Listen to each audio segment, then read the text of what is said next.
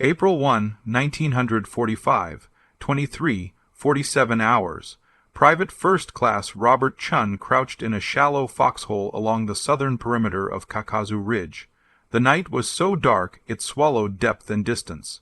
He raised his hand and lost sight of it 6 inches from his face. Somewhere beyond the wire, the ridge breathed. Wind through shattered scrub, the faint clatter of loose stone. Sounds just loud enough to keep his nerves tight. The M3 carbine lay across his thighs, its weight familiar, reassuring.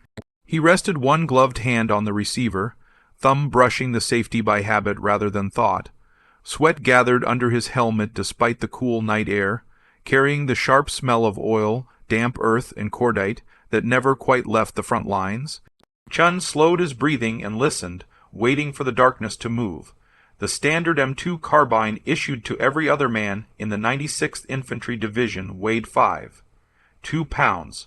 Chun's rifle had a scope the size of a small telescope bolted to the receiver. A cable ran from the scope to a battery pack strapped to his back. The battery weighed 13 lb.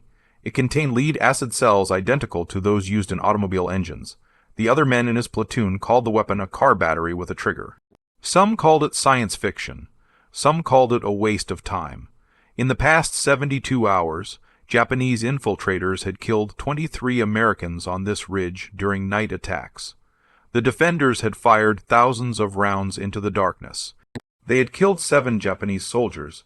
Chun had been issued the M3 carbine 4 days earlier. He had fired it exactly 0 times in combat. He did not know if the system would work. He did not know if the battery would hold charge in the tropical humidity. He did not know if he would survive long enough to find out. What Chun did know was this. 150 soldiers in the 96th Infantry Division had been issued the same weapon system. In the next 7 days, those 150 men would account for 30% of all Japanese casualties caused by rifle and carbine fire on Okinawa.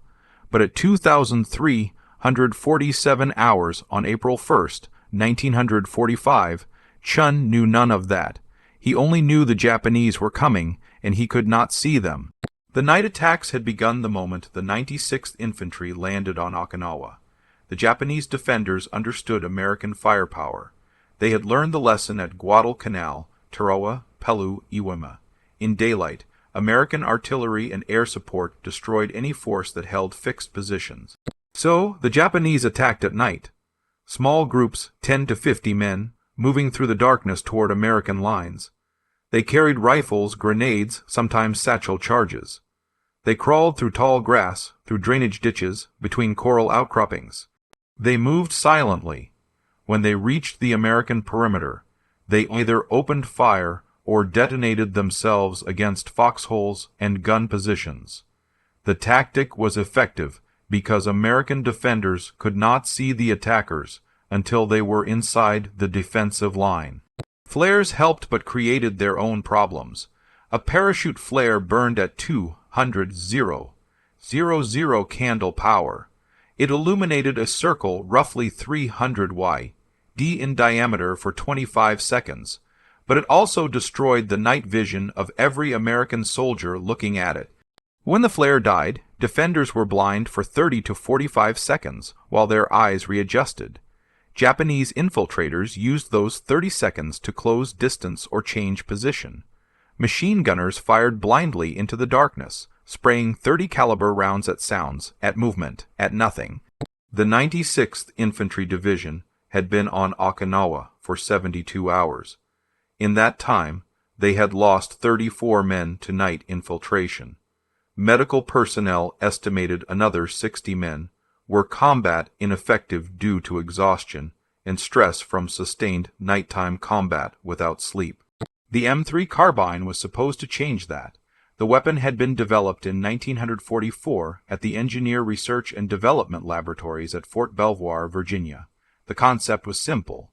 Mount an infrared spotlight and an infrared-sensitive scope on a rifle. The spotlight emitted invisible infrared light. The scope converted that infrared light into a visible green image. A soldier using the system could see in complete darkness. The enemy could not see the infrared light. They could not see the soldier. They could not see the scope. They only knew they were being shot at when the bullet arrived. The U.S. Army had manufactured approximately 1,700 M3 carbine systems during the war. Approximately 150 had been sent to Okinawa in late March 1945. The 96th Infantry Division received a majority of those systems. The soldiers selected to use them had completed a 3-week training program. The training covered basic operation, battery maintenance, range estimation through the narrow field of view, and target identification. Chun had qualified on the system at a range near the invasion staging area. He could identify man-sized targets at 70 yards in total darkness. He could hit those targets with 3 out of 5 rounds. The instructors told him the system would work in combat.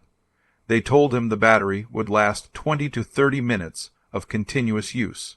They told him the scope was fragile, and the infrared spotlight was temperamental, and the entire system required careful handling. Then they issued him 5 spare batteries and sent him to the front line. At 2,351 hours, Chun heard movement southeast of his position, 60 yards out, maybe 70. The sound was faint, fabric against vegetation, a boot scraping coral. He could not see anything. The moon was a thin crescent, less than 10% illuminated, obscured by clouds. Chun activated the M3 system. He flipped a switch on the battery pack. The pack hummed, a faint vibration against his spine. The battery was generating 250 volts to power the infrared spotlight and the image converter tube inside the scope. Chun shouldered the carbine and looked through the scope. The field of view was narrow, roughly 10 degrees. He had to scan slowly, sweeping left to right, searching for movement. At first he saw nothing. Green-gray static vegetation, rocks. Then he saw a shape. A man 65 yards southeast, moving low to the ground. The figure appeared as a bright green silhouette against the darker green background. Chun could see the man's torso, his arms, the rifle across his back. The man was crawling forward, using a drainage ditch for cover. Chun watched. The man stopped, looked left and right, continued crawling. Behind him, 2 more shapes appeared. 3 infiltrators moving in single file, closing on the American perimeter. Chun adjusted his grip on the carbine. The weapon was front, heavy. The scope and spotlight assembly added significant weight forward of the receiver. He braced the stock against his shoulder and controlled his breathing. The M3 carbine was select fire, semi-automatic or full automatic. Chun had been trained to use semi-automatic for precision shots beyond 50 yards. He placed the green crosshairs on the lead infiltrator's center mass. The man was 63 YD away, still crawling. Chun squeezed the trigger. The carbine fired. The muzzle flash was minimal, suppressed by a conical flash hider. The sound was sharp but not loud, muffled by the tropical vegetation. The lead infiltrator jerked, collapsed. The second man froze. Chun worked the trigger again. The carbine fired. The second man dropped. The third man began to rise, trying to retreat. Chun fired a third time. The man fell backward into the drainage ditch. 3 shots, 3 kills. The entire engagement lasted 9 seconds. Chun scanned the area through the scope, searching for additional targets. He saw nothing. The drainage ditch was empty. The 3 bodies lay motionless. Chun kept the scope active, kept watching. His heart rate was elevated, but his hands were steady. This was different than range training. The targets had been shooting back. At 0:00:17 hours, Chun heard voices, Japanese voices, low and urgent, coming from the tree an 80 yards south. He scanned with the scope, found 4 men crouched behind a fallen tree, talking. They were looking toward the drainage ditch where the 3 infiltrators had died. One of them pointed, another shook his head. They were trying to understand what had happened. Their comrades had been killed by an enemy they could not see. No muzzle flash, no tracer rounds, just 3 men dead in the darkness. Chun watched. He could hear them talking, but could not understand the words. The 4 men began moving not toward the American line, parallel to it, heading west, using the tree line for cover. They were relocating, searching for a different approach. Chun tracked them through the scope. The narrow field of view forced him to pan slowly, keeping the green shapes centered. At 80 yards, they were at the edge of his effective range. He let them move. They disappeared into thicker vegetation. Chun deactivated the scope to conserve battery power. The instructors had warned him 20 to 30 minutes of continuous use. Then the battery would need changing. He had been using the scope for 26 minutes. He shut it down, waited in the darkness. 5 minutes later, he heard movement again west of his position, 55Y, D closer. He activated the scope. The battery hummed. He scanned left, found 2 shapes low to the ground, moving through tall grass. The same 4 men had split into 2 pairs. These 2 were trying a flanking approach. Chun aimed at the lead man, fired. The man collapsed. The second man rolled sideways trying to find cover. Chun tracked the movement, fired again. The man stopped moving. 2 more kills. Chun shut down the scope. His battery indicator showed 40% charge remaining. Not enough for another sustained engagement. He reached behind him and pulled a fresh battery pack from his pack. The battery swap required 15 seconds. Disconnect the cable from the old pack. Connect to the new pack. Secure the new pack to his back. He kept his eyes on the darkness while his hands worked by feel. At 0:003:4 hours the battery was swapped. Chun reactivated the scope and resumed scanning. The Japanese adapted after the first engagements. They stopped using drainage ditches and tree lines for approach routes. They began moving through the most difficult terrain, areas thick with vegetation and coral outcroppings, where the M3 scope's narrow field of view became a liability. Chun learned to compensate by positioning himself at elevated points with overlapping fields of fire. On the night of April 2nd, he moved to a position on a small rise 40 yards behind the main defensive line. The position offered better visibility of approach routes and allowed him to cover multiple sectors. At 0:1:43 hours, he detected movement at 68 id south-southeast. A single infiltrator moving slowly through thick undergrowth. Chun watched. The man stopped every few yards, listening, looking. He was cautious, experienced. He reached a clearing 12 feet wide, paused at the edge, scanned the area.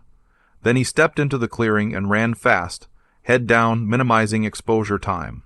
Chun led the movement, fired. The man dropped mid-stride. But as Chun scanned for additional targets, he saw something that made him pause. 3 more shapes 85 ids out, moving toward the same clearing. They had been following the first man, using him as a scout. If the scout made it across the clearing without being shot, the others would follow. The scout had not made it. The 3 men stopped at the tree line. One of them signaled. They changed direction, moving east, abandoning the clearing approach. Chun watched them disappear into the vegetation. The Japanese were learning that certain routes were compromised. They were learning that an invisible enemy was watching, shooting, killing in the darkness. At 0:3:12 hours, Chun's scope malfunctioned. He had been scanning continuously for 18 minutes when the image inside the scope began to flicker. Green static, then darkness, then green static again. The infrared spotlight was overheating. The tropical humidity and sustained use that caused condensation inside the sealed unit. Chun shut down the system, waited 2 minutes for the spotlight to cool, reactivated. The image returned stable. He resumed scanning. This was the system's primary vulnerability. The components were sensitive to temperature and humidity. The battery pack generated significant heat during operation. That heat combined with the ambient temperature of 78 degrees F and 85% humidity created condensation. The instructors had warned him. They had said the system was temperamental. They had said it required constant monitoring. Chan had learned to cycle the system on and off using short bursts of observation to minimize heat buildup. At 0:4:01 hours, he detected a larger group, 7 men 73 ids southwest, moving in a loose column formation. This was different. The previous infiltrators had moved in pairs or small groups. 7 men suggested a more aggressive push. Chun watched.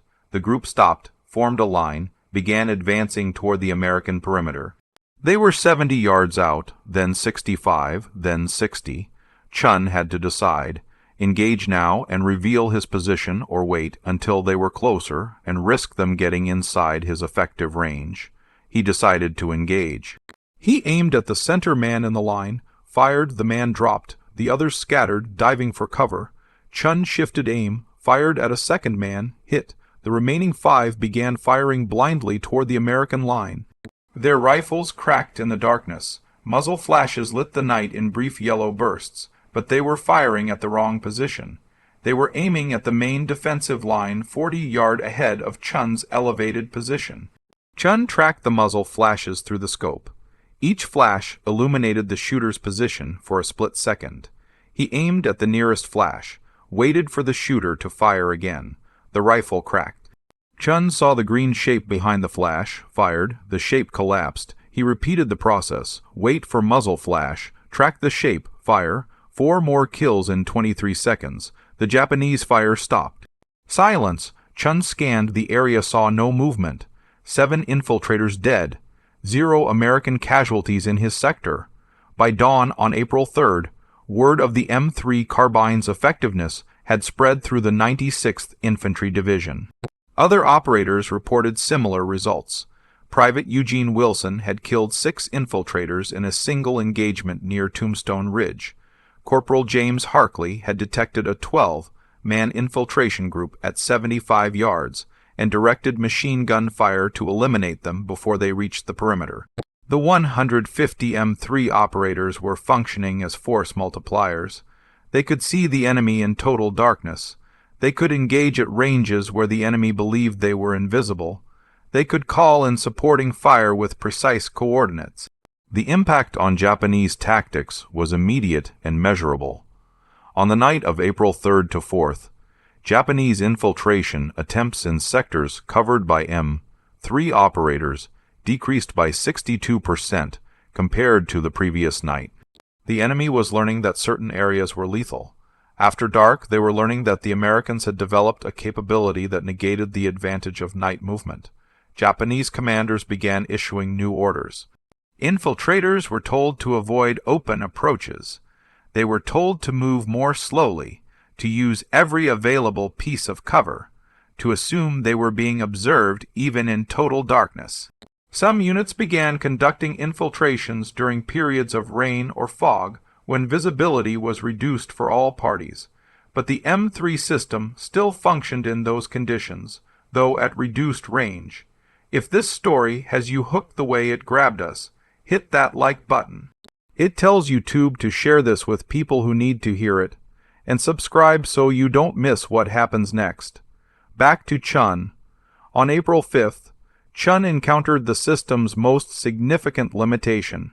He was positioned on the western approach to Kakazu Ridge, covering a 120-degree sector, with another M3 operator 80 yards to his right. At 0:28 hours, heavy fog rolled in from the coast. Visibility dropped to less than 20 ft with the naked eye. Chun activated his scope and scanned. The infrared system could penetrate the fog better than visible light, but the effective range was cut in half. He could see shapes at 35 Y, D, maybe 40, but beyond that, the image degraded into gray static. At 02:41 hours, he detected movement at the edge of his reduced visibility range. Multiple shapes, at least 10, possibly more. They were advancing through the fog in a skirmish line. Chun fired at the nearest shape, hit the others, continued advancing. They had realized the fog provided protection. Chun fired again, worked the trigger, fired repeatedly. He hit 3 more targets, but the remaining infiltrators were closing fast. At 25 yards, they were inside his optimal engagement range, but still advancing. Chun switched the carbine to full automatic. The M3 carbine could fire 750 rounds per minute on full auto. He fired a sustained burst into the advancing line.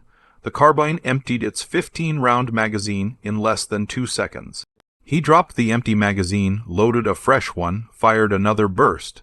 The advancing infiltrators broke and scattered. Some retreated into the fog. Some went to ground. Chun scanned with the scope, found 2 shapes crawling away. Let them go. He had stopped the advance, but the engagement had cost him 29 rounds and nearly depleted his second battery. The fog lifted at 0347 hours. Chun counted 7 Japanese bodies in the area he had engaged. 3 more were found 15 yards from the American perimeter. The infiltrators had gotten closer than any previous group in his sector. The Japanese changed tactics again. On April 7th, infiltration groups began carrying flashlights, not to illuminate their own movement, but to blind the M3 operators. At 0156 hours, Chun was scanning his sector when a bright white light suddenly flared 60 yards to his front. The light was pointed directly at his position. The intensity overwhelmed the M3 scope's image converter tube. Chun's view through the scope went completely white. He shut down the system, looked with his naked eyes, saw the flashlight beams sweeping back and forth, searching for targets. The tactic was clever. The Japanese had realized the Americans were using some kind of optical system. They were trying to blind it. Chun grabbed a fragmentation grenade from his belt, pulled the pin through. The grenade arced through the darkness and detonated 12 FD from the flashlight position. The light went out. Chun waited 10 seconds for his scope's image tube to reset, then reactivated the system, scanned the area, found 1 body near the flashlight, found 2 more shapes retreating east. He tracked one, fired, the shape dropped. The second shape disappeared into vegetation. The flashlight tactic had been partially effective. It had temporarily blinded the M3 scope and forced Chun to use alternative methods. But the tactic also revealed the infiltrators' position and made them targets for grenades and conventional fire. By April 8th, the 150 M3 carbine operators in the 96th Infantry Division had been in continuous night combat for 7 days. The cumulative impact was documented in the division's after-action report. During the period of April 1st through April 7th, the 96th Infantry Division recorded 412 confirmed Japanese casualties caused by rifle and carbine fire during night operations. Of those 412 casualties, 127 were attributed to M3 carbine operators. The M3 operators represented approximately 3% of the division's infantry strength, but accounted for 31% of Japanese casualties from small arms fire during nighttime engagements. The report noted that sectors covered by M3 operators experienced 94% fewer American casualties from infiltration attacks compared to sectors without M3 coverage. The weapon system was functioning as intended. It was providing American forces with the ability to see and engage the enemy in total darkness at effective combat ranges. The Japanese could not counter it. They could not see the infrared light. They could not identify which American positions had M3 systems. They could not develop effective countermeasures because they did not understand the technology they were facing. On April 12th, Japanese commanders issued new orders. An intelligence document captured later that month revealed the directive. Night surface operations will be limited to final defensive positions only. Infiltration operations will be conducted only during periods of adverse weather or limited visibility. All units will prioritize defensive positions in caves and underground complexes where enemy observation is impossible. The directive effectively ended large-scale Japanese night infiltration tactics on Okinawa. The American night vision capability had forced a doctrinal change. Japanese forces retreated into the extensive cave systems throughout the island. They fought from concealed positions during daylight hours. They abandoned the night attacks that had been effective at Guadalcanal, Saipan, and Iwama. The M3 carbine and its 150 operators had changed the tactical equation. They had made nighttime movement lethal for the enemy. They had protected the American perimeter during the most vulnerable hours.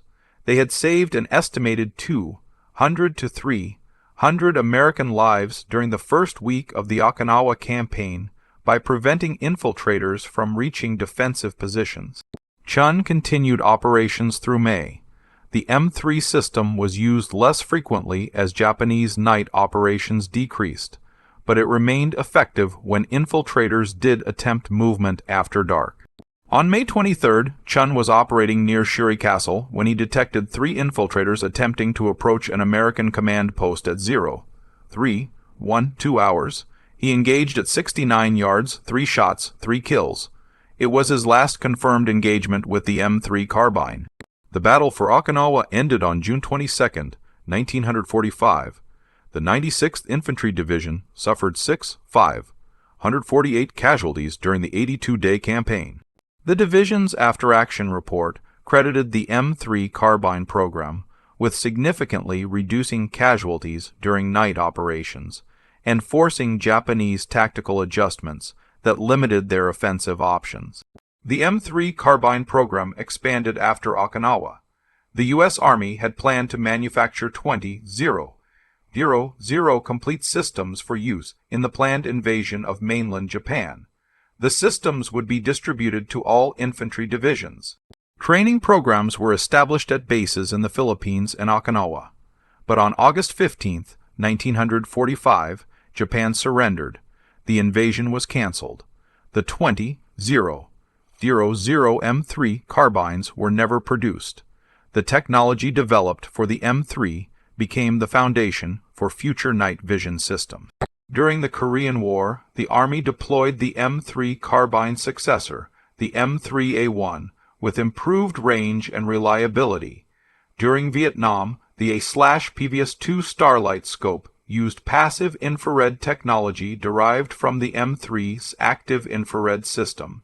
Modern night vision devices used by American forces in Iraq and Afghanistan trace their lineage directly to the experimental system that Private First Class Robert Chun operated in April 1945 on Okinawa.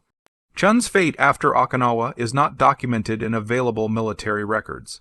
His name appears in no official commendations, no medal citations, no post-war interviews. He was one of 150 men who operated a classified weapons system during the final months of World War II. The technology was so secret that operators were forbidden from discussing it with other soldiers. After the war, most M3 carbines were destroyed. The Army cut them apart with torches to prevent the technology from being captured or studied by potential adversaries. Very few original M3 carbines survived. The ones that did are held in military museums, often with incomplete documentation about the men who used them in combat. Chun appears in modern historical analyses as a single name, a private first class in the 96th Infantry Division who demonstrated the M3 system's effectiveness during the first week of Okinawa. His background before the war is unknown. His service after Okinawa is unknown. Whether he survived the war, where he lived afterward, when he died, all unknown. He exists in the historical record as a name attached to a weapons system. A soldier who saw in the darkness when others could not, who killed enemy infiltrators at 70 yards in complete blackness, who helped change the way modern armies fight at night. The men who operated the M3 carbine on Okinawa were not heroes in the traditional sense. They did not charge machine gun nests. They did not capture strategic objectives. They did not win medals for valor. They sat in foxholes during the darkest hours, watching green shapes move through the night, squeezing triggers when the shapes came too close. They changed batteries when the power ran low. They cleaned condensation from scopes. They reported contacts and coordinates to command posts. They prevented infiltrators from reaching American positions. They saved lives by taking lives at distances where the enemy believed they were invisible. The work was technical, methodical, unglamorous. It was also brutally effective. In 7 days, 150 men with experimental weapons killed 127 enemy soldiers, forced a doctrinal change in Japanese night tactics, and demonstrated that technology could overcome the oldest tactical advantage in warfare, darkness. The M3 carbine is remembered today primarily by military historians and firearms collectors.